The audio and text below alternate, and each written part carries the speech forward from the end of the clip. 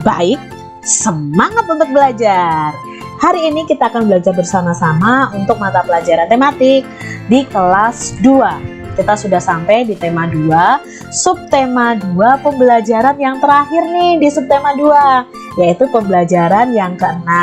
Besok kita sudah masuk di subtema 3. Oke adik-adik, kita langsung saja ya ke pembelajarannya. Benny dan Udin sedang bermain kosakata tentang nama-nama benda.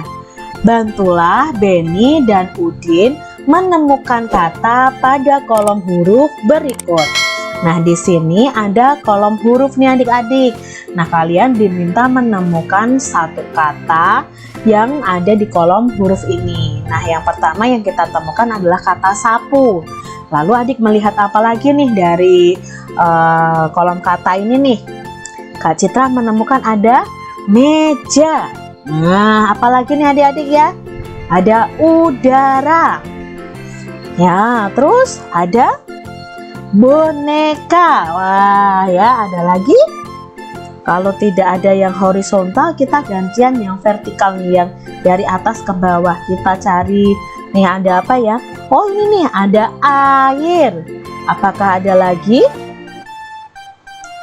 Oh, sudah tidak ada Kak Citra. Maka kita menemukan 5 kata nih. Ada sapu, meja, udara, boneka, dan air.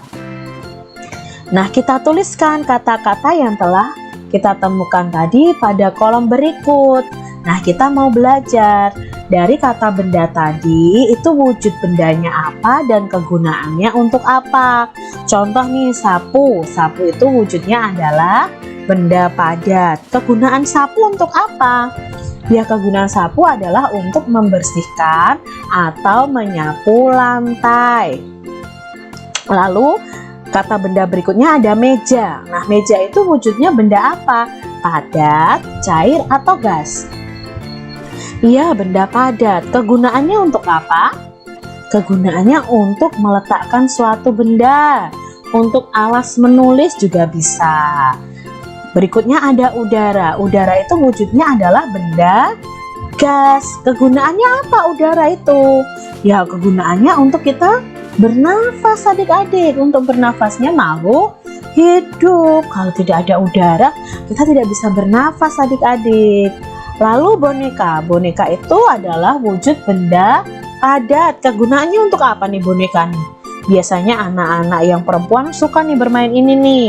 Ya, untuk bermain. Lalu berikutnya ada air. Nah, air ini wujud benda cair. Kegunaannya banyak sekali nih adik-adik. Untuk minum, mencuci, masak, menyirami tanaman, untuk mandi, cuci mobil, dan lain sebagainya. Jadi setiap benda itu memiliki kegunaan masing-masing. Bacalah percakapan Benny dan ibunya di bawah ini. Jadi ada percakapan antara Benny dan ibunya. Yuk kita simak yuk. Bu, apa manfaat aturan bagi kita? Tanya Benny. Banyak sekali manfaatnya. Coba Benny bayangkan jika dalam bermain tidak ada aturan. Apa yang terjadi? Tanya si ibu adik-adik. Pasti kita akan berbuat semau kita, Bu, kata si Benny. Nah, apa nanti akibatnya? Ibu bertanya lagi. Bisa bertengkar, Bu, jawab si Benny. Iya, benar.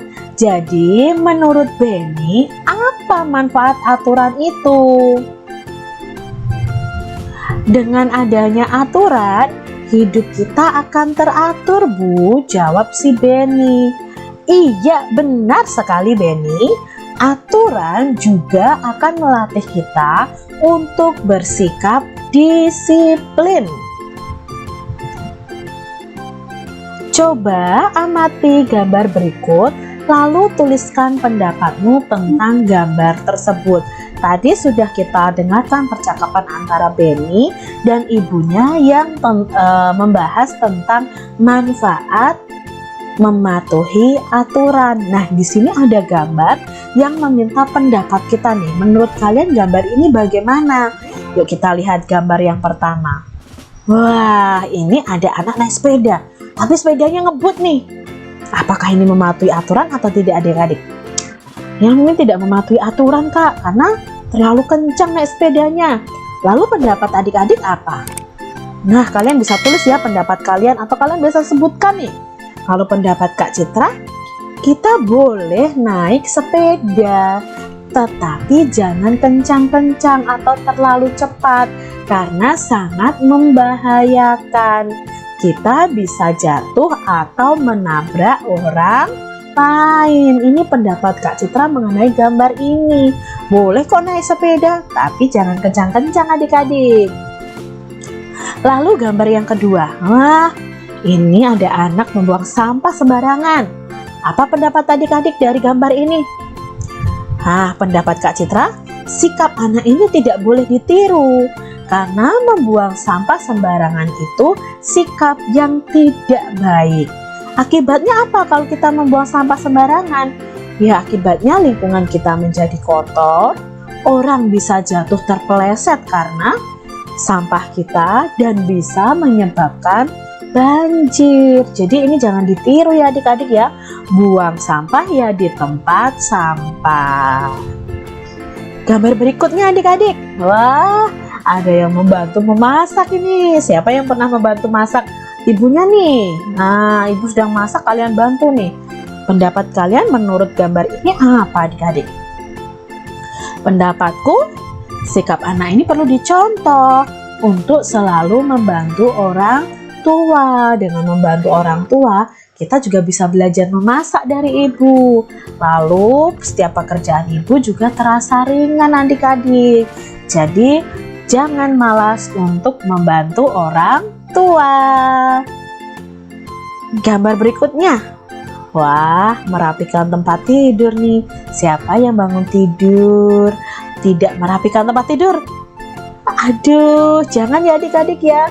Kalian harus belajar merapikan tempat tidur kalian sendiri. Nah, untuk gambar ini bagaimana pendapat kalian? Sikap anak ini perlu dicontoh untuk merapikan tempat tidur setelah bangun tidur. Supaya tempat tidur kita apa adik-adik? Rapi. Manfaat kegiatan ini menjadikan kamar kita bersih dan rapi. Manfaat mematuhi aturan. Nah, kalau kita mematuhi peraturan, hidup kita akan menjadi lebih nyaman dan teratur. Lalu, bermain dengan teman juga akan lebih nyaman dan lebih menyenangkan. Disenangi banyak teman. Contohnya nih, merapikan mainan setelah bermain. Manfaatnya supaya mainan tidak hilang. Mainan menjadi tidak cepat rusak. Saat kita bermain mematuhi aturan, maka teman-teman juga akan senang bermain dengan kita adik-adik. Akibat jika kita tidak mematuhi peraturan, pastinya akan dijauhi teman. Permainan menjadi kacau, mendapatkan sanksi atau hukuman. Jadi bisa juga malah terjadi pertengkaran dengan teman kita kalau kita tidak mematuhi peraturan. Contohnya, Dino bermain bentengan dengan curang.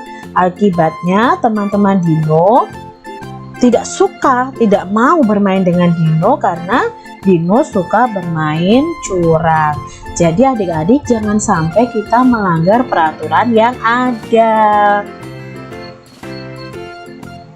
Ingat ya, jika kita melanggar peraturan, maka akan merugikan diri kita sendiri dan orang lain.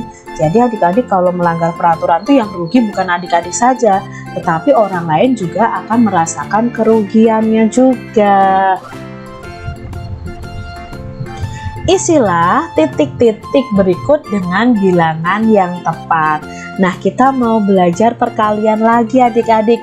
Masih ingat tentang tabel perkalian yang kita pelajari di pembelajaran 5 kemarin? Kalau sudah lupa nih adik-adik, nanti kalian play lagi di pembelajaran 5. Nah, di sini ada tabel perkalian ya. Nah, ada perkalian 3 dikali 5 sama dengan 15. 5 dikali 3 sama dengan 15. Itu dapat kita cari dari tabel perkalian ini. Caranya kita cari tahu dulu mana yang hasilnya 15. Contoh ya, yang pertama ini hasilnya 15. Dari perkalian berapa? Oh, kita tarik ke sini. Oh, 3 dikali ke atasnya berapa? 5. Berarti kita tulis 3 kali 5. Lalu mana lagi Kak Citra? Ini nih. 5 naiknya ke atas 3. Berarti 5 dikali 3 sama dengan 15. Masih adakah yang lain? Sudah tidak ada Kak. Kalau sudah tidak ada, kemarin perkaliannya bagaimana? Ingat, angka berapapun kalau dikalikan 1 sama dengan angka itu sendiri. Jadi kita kasih ini saja, 15 atau 1 kali 15 atau 15 kali 1. Karena ini hasilnya pasti 15. Kita lihat contoh yang kedua nih. Nah, sekarang kita mencari tahu perkalian berapa kali berapa sama dengan hasilnya 24. Kita lihat di tabel ya. Mana dulu nih? Oh, ini ketemu nih 24 ya. Berarti kita lihat berapa kali berapa? 3. Ke atasnya? Oh, ke angka 8. Berarti 3 dikali 8 hasilnya 24. Lalu kita lihat lagi mana yang hasilnya 24. Nah, ini adik-adik. Nah, kita tarik ke sini nih. Oh, 4 dikali 6 hasilnya 24. Mana lagi adik-adik? Adakah? Oh, ini Kak. Ya, berapa ini? 6 dikali, kita tarik ke atas. 6 dikali 4. Masih adakah 24? Ini adik-adik ya. Berarti berapa ini? 8 dikali 3 sama dengan 24. Nanti kalau masih ada lagi bisa 1 kali 24 sama dengan 24, atau 24 kali 1 sama dengan 24 juga. Nah, masih ada soal nih. Hasil akhirnya harus 40. Nah, adik-adik yuk kita cari tahu 40. Mana yang 40 ya? Oh, ini dia. Berapa kali berapa? 5 dikali 8. Nah, 5 kali 8 itu 40. Ada lagi? Ini Kak Citra. Nah, di sini ada 40 juga. Berapa ini? 8 dikali 5. Selain itu apakah ada Kak Citra? Ada. Yaitu angka 4 dikali 10. Ingat ya, 4 kali 1 itu 4. Ditambah 0 belakangnya 1, berarti 40. Atau 10 dikali 4. Kebalikannya juga bisa adik-adik. Karena di sini Kak Citra tidak ada tabel perkalian 10. Begitu adik-adik, mudah ya. Nah, Kak Citra di sini punya soal cerita tentang perkalian. Benny diminta ibu untuk merapikan buku-buku yang tidak terpakai lagi. Buku-buku tersebut dimasukkan ke dalam 3 dus. Masing-masing dus berisi 8 buku. Berapa banyak buku yang dirapikan Benny? Nah, penyelesaiannya, banyak dusnya ada 3. Lalu setiap dusnya berisi 8 buku. Maka banyak buku yang dirapikan Benny adalah, kita tulis 3 dikali 8. Untuk mengetahui hasilnya, kita cari dengan penjumlahan berulang. Sama dengan 8 ditambah 8 ditambah 8. Jadi angka yang belakang ini kita jumlahkan ya, kita tambahkan sebanyak 3 kali. Jadi 8 tambah 8 tambah 8. Lalu kita jumlahkan 8 tambah 8 sama dengan 16. Lalu 16 ditambah 8, 24. Jadi hasilnya nanti 24. Jadi banyak buku yang dirapikan Benny adalah 24 buku. Contoh berikutnya. Edo mempunyai 8 kantong kelereng. Setiap kantong berisi 10 kelereng. Berapa banyak kelereng yang dimiliki Edo? Maka penyelesaiannya banyak kantong ada 8. Setiap kantong berisi 10 kelereng. Maka banyak kelereng yang dimiliki Edo adalah, kita kalikan nih, 8 kali 10. Berarti kita cari dengan penjumlahan berulang. Kalau adik-adik belum bisa perkalian 10, kalian bisa lihat di channel YouTube Kak Citra ini ada perkalian cara cepat perkalian 10 juga ya. Kalian lihat terlebih dahulu. Kalau kalian belum bisa, pakai penjumlahan berulang, yaitu 10 tambah 10 tambah 10 tambah 10 tambah 10 tambah 10 tambah 10 tambah 10. 10-nya ada 8 kali. Yuk kita jumlahkan. 10 tambah 10 20. Lalu 20 tambah 10 30. 30 tambah 10 40. 40 tambah 10 50. 50 tambah 10 60. 60 tambah 10 70. 70 tambah 10 80. Jadi hasilnya ada 80. Jadi banyak kelereng yang dimiliki Edo ada 80 butir. Masih ada soalnya lagi. Di atas meja terdapat 6 keranjang buah. Setiap keranjang berisi 4 buah apel. Berapa banyak apel seluruhnya? Nah, penyelesaiannya, banyaknya keranjang ada 6. Setiap keranjang berisi 4 buah apel. Banyak apel seluruhnya berarti kita kalikan 6 dikali 4. Untuk mencarinya kita pakai penjumlahan berulang. Kita tulis angka 4-nya sebanyak 6 kali. 4 ditambah 4 ditambah 4 ditambah 4 ditambah 4 ditambah 4. Yuk kita jumlahkan yuk. 4 ditambah 4 8. 8 ditambah 4 12. 12 ditambah 4 16. 16 ditambah 4 20. 20 ditambah 4 24. Jadi hasilnya 6 dikali 4 sama dengan 24. Maka kalimat kesimpulannya atau kalimat jadinya adalah, jadi banyak apel seluruhnya adalah 24 buah. Begitu adik-adik. Mudah bukan penyelesaiannya?